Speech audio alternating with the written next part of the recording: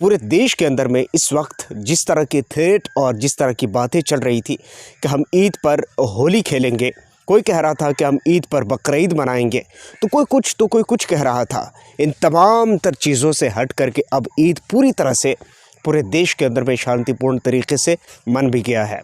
कई जगहों से कई खूबसूरत तस्वीर आ रही है। मैं आप तमाम दोस्तों के साथ वो तस्वीर भी साझा करूंगा और वो बातें भी आपसे करूंगा कि इस वक्त देश के अंदर जो माहौल है और देश के अंदर जो हालात बने हैं, ये क्यों बने हैं, आखिर इसकी नौबत क्यों आई, इसकी ज़रूरत क्यों आई है।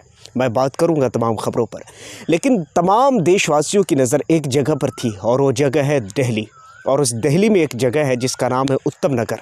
उत्तम नगर में तरुण की हत्या के बाद एक मामला जो कि बहुत ज़्यादा कंट्रोवर्शियल होता है।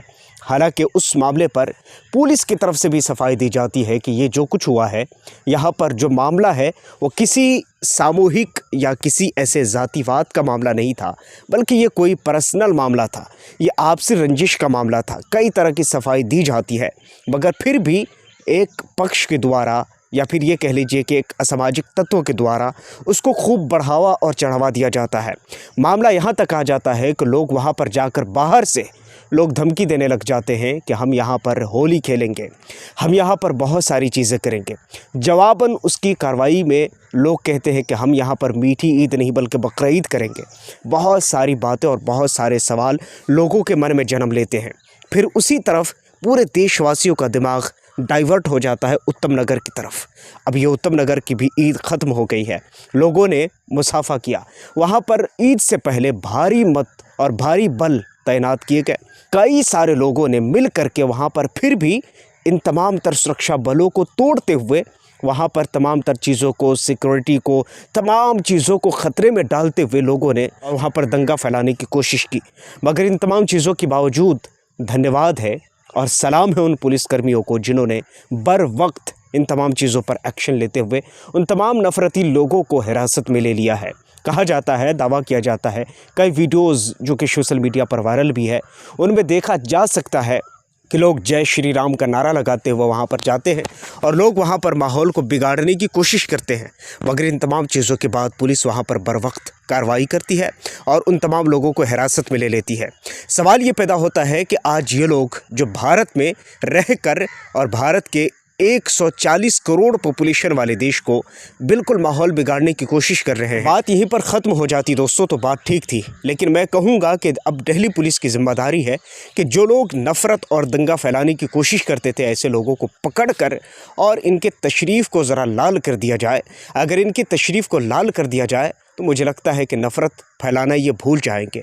और इसमें कोई दो राय की बात नहीं है कि 140 करोड़ की पॉपुलेशन में ये 40 लोग ऐसे हैं जो मुट्ठी भर गिन चुन करके हैं, और यही वो लोग हैं जो देश के पूरे माहौल को परागंदा किए बैठे हैं। और उसी के साथ प्रेसिडेंट ऑफ इंडिया जिन्होंने उर्दू में स्पेशली लोगों को ईद विश किया है, क्या कुछ लिखती हैं मैं आपको पढ़कर सुना देना चाहता हूँ। प्रेसिडेंट द्रौपदी मुर्मू, उन्होंने क्या कुछ लिखा है। तमाम अहले वतन बिलखुसूस मुसलमान बहनों और भाइयों को ईद उल फित्र के मुबारक मौके पर दिल की गहराइयों से मुबारकबाद। ये त्यौहार ज़ब्त नफ्स, खिदमत, खैरात और महरूम तबक़ात के तई हमदर्दी का दर्स देता है। आइए इस मौका पर हम समाज और मुल्क को मजबूत बनाने का आज़म करें। ये प्रेसिडेंट ऑफ इंडिया की तरफ से ट्वीट किया गया है, जो कि उर्दू में है, उर्दू में ट्वीट किया गया है। सोचिए कि प्रेसिडेंट ऑफ इंडिया ये कह रही हैं कि हम इस देश को एक बनाने में, अखंड बनाने में भारत के मुसलमानों को कभी उसने जुदा नहीं जाना है। लेकिन चंद एक नफ़रती गैंग जिनको सही तरीके से बात तक नहीं करने आता दोस्तों, ऐसे लोग एक ख़ास विशेष समुदाय के लोगों के ख़िलाफ़ नफ़रत परोसते हैं। और ऐसा नहीं है कि उनके दिल में हिंदुओं को लेकर के बड़ा दर्द है, ऐसा नहीं है। और अगर आप मुझसे अगर ये कहते हैं तो मेरे पास एक नहीं 1000 सबूत मौजूद है, और मैं ये साबित कर सकता हूँ कि ऐसे लोग ये हिंदुओं से हमदर्दी नहीं करते।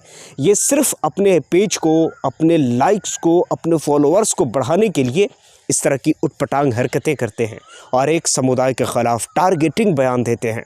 और फिर वो देखिए उसी के विज़न के तहत वो वायरल भी होते हैं, टारगेट भी होते हैं, क्योंकि इस तरह के कंटेंट को हमारे देश में ज़्यादा कंज्यूम किया जाता है। खैर, ये सारी ख़बरें अपनी जगह है। खैर, इसी ईद से रिलेटेड बड़ी प्यारी प्यारी ख़बरें आई हैं दोस्तों, मैं आप तक शेयर करना चाहूँगा। मुंब्रा की पुलिस ने ईद की नमाज़ ख़त्म होने के बाद लोगों को गुलदस्ता हाथ में थमाते हुए लोगों को ईद की मुबारकबादी दी और भाईचारे की मोहब्बत और मिसाल कायम की है। मुब्रा पुलिस ने। फिर इसी नफ़रतों और प्यार के बीच एक और प्यार की खबर आई, और ख़बर है जयपुर से।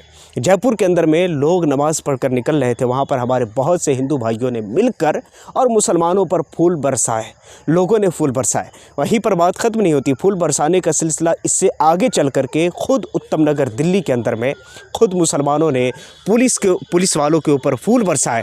और क्यों बरसाए? इसलिए बरसाए क्योंकि जिस तरह का माहौल बना था, तनावपूर्ण माहौल, इसमें अगर पुलिस ने अगर अपना किरदार अदा नहीं किया होता तो मुझे लगता है कि दिल्ली शायद इस वक्त जल रहा होता।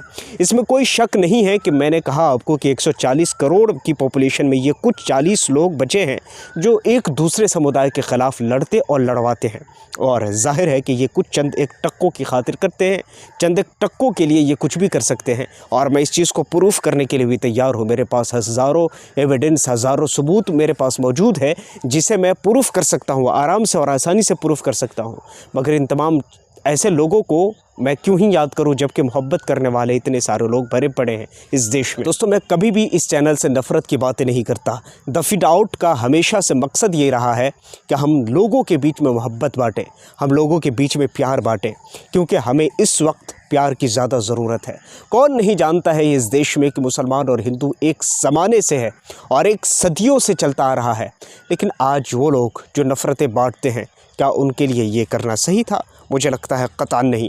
इस वक्त मोहब्बत और भाईचारे की बड़ी मिसाल भारत के लोगों ने पेश की है और पूरी दुनिया के लोगों को फिर से बता दिया है कि भारत ऐसा नहीं था जैसा आप सोच रहे हो। हाँ, कुछ ऐसे असामाजिक तत्व और कुछ ऐसे जो लोग होते हैं उनकी वजह से भारत कहीं ना कहीं गलत दिशा पर लोग को ले जाया जा रहा है जबरन। मगर अनकरीब वो दिन भी दूर नहीं है कि जब भारत के लोग एक दूसरे के साथ गले मिल कर के ईद और दिवाली सब एक साथ मनाएंगे। इसमें कोई शक नहीं है, इसमें कोई शक नहीं, इसमें कोई संदेह नहीं है। दोस्तों, ईद की तमाम तर मुबारकबादियाँ। खुश रहिए, हेल्दी रहिए, स्वस्थ रहिए, सेफ़ रहिए एंड एजुकेटेड रहिए। पढ़िए, लिखिए, आगे बढ़िए, अच्छे से ग्रो कीजिए ज़िंदगी में, लाइफ में आगे बढ़िए। ज़िंदगी में नफ़रत में कुछ नहीं रखा है। ज़िंदगी चंद घड़ियों की है। हम अगर इस 2 दिन की घड़ी को अगर नफ़रत में निकाल दे तो प्यार का कौन सा मकाम होगा और प्यार कौन से स्थान पर होगा? खैर दोस्तों, आप क्या सोचते हैं नीचे कमेंट सेक्शन में ज़रूर बताइए। पहली बार आए चैनल को ज़रूर सब्सक्राइब कर लीजिए, बेल आइकन को प्रेस कर लीजिए। अपना बहुत सारा ख्याल रखिए। मिलता हूँ किसी और वीडियो टॉपिक के साथ। जब तक के लिए थैंक यू फॉर वॉचिंग।